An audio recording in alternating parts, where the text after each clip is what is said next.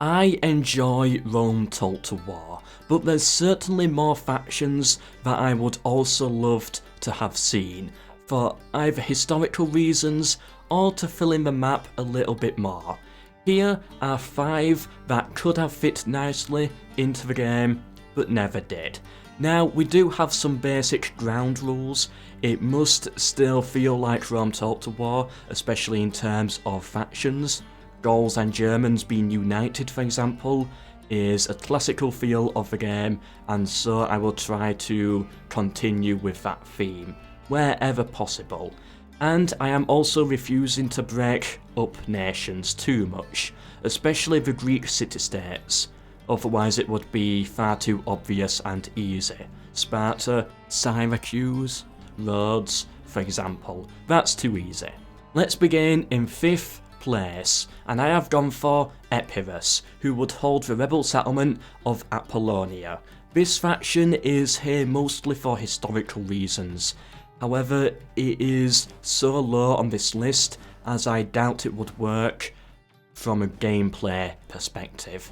Epirus at the time was ruled by Pyrrhus, who did only a few years prior challenge Rome. Pyrrhus was also in the running to be king of Macedon and invaded Sparta, where he was eventually defeated and killed. Epirus would fit nicely on the map as a one-city faction and was separate enough to the Greek cities to not fall under the same Greek city-states banner. However, the Brutii being able to take Apollonia in turn 1 is a good baby's first settlement, and that could cause problems for Epirus as a faction, as I still want the Brutii to be able to do that. This is why it is here. It deserves to be here, but should be expected to get wiped out early, and so it is mostly pointless. 5th place is the best spot for it. 4th. Here I put another Greek culture, yet a little further away this time. Bosporus, the collection of Greek colonies in the modern day Crimea. This could be an interesting far-off Greek faction that has adopted some Scythian culture into their own. However, I do not see them as essential. They would add a bit of historical flavour, but from a gameplay perspective, there would be too little and too meaningless to the overall campaign, so that's why they're only on 4th. For 3rd, I put Massalia, another Greek. Massalia was a major Greek colony that made it all the way to the south of Gaul. Like Bosporus, they will share a lot of similarities with the Greeks, but they would also adopt some neighbouring culture, in their case, Gallic culture. However, Massalia is ranked higher as they will have a larger role to play, especially when the Romans arrive. This could make the Julii campaign feel much fresher, having an actual Greek to come across, rather than just an endless spam of barbarians. It could also be more entertaining for players who like phalanxes, as all the other phalanx nations are always on the other side of a map. As Massalia, you get a completely different phalanx warfare experience. 2 honourable mentions. These 2 would have been interesting for gameplay, but there's a lack of historical backing. Firstly, a northern Italian barbarian faction that starts with Patavium, Mediolanum and Segesta. Sadly, by this point Etrusca is dead, so they would not work, but barbarian faction up here could.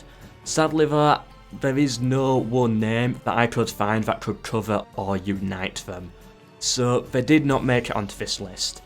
They'll be interesting from gameplay, but having them united is not as historical, I don't see it. The second one is a Saxon faction, or Norsemen, something to hold the Denmark region that could fight like the Saxons, raiding axemen. I feel it would add a lot more gameplay to the northern part of the map, which is seriously lacking in content, and would be interesting. Also adding a bit more flavour and uniqueness to the Julii and the barbarian factions, as they will have a slightly different and odd enemy to face up there. Yet again, there's just not one historical faction at that time of 270 BC that could cover that theme. So yeah, sadly only an honourable mention, but it could be good from a gameplay point of view. Okay, now these top two I would really love to see. Firstly, in second, we have Galatia. An army of Gauls fought the Macedonians and then the Seleucid Empire, until they eventually settled their own homeland by the time of the game's start date. That land being known as Galatia. I just feel it could be really interesting to have a Gallic barbarian faction wedged between the Seleucid Empire and Pontus. Would be a very unique start, make the area less phalanx heavy, and overall very accurate. I would love it. But first place beats it by a mile.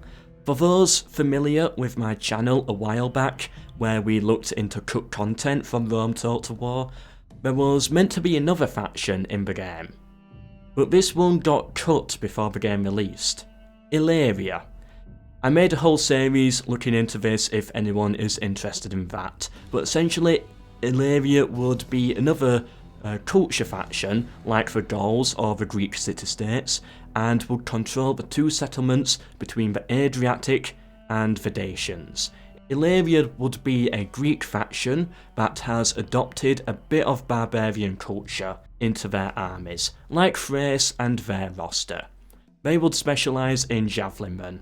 Not only would it be more accurate to have Illyrians here, it would also be great from a gameplay perspective and help fill out the map a little bit more. And there we have it. Of course, if I could break down the Greeks, I would do it in Sparta, Syracuse, Rhodes, for example. Those would be my picks, but that would be far too easy and obvious. Anyway, I hope you enjoyed. Do you agree or disagree? Would you put these in the same order of importance? Anyway, I do hope you enjoyed. Please do subscribe for more and share with anyone you think may be interested. Also, feel free to leave a like as well, as it all really helps me out and makes these much more worthwhile. Do you want to see a Medieval 2 one and go into other titles someday?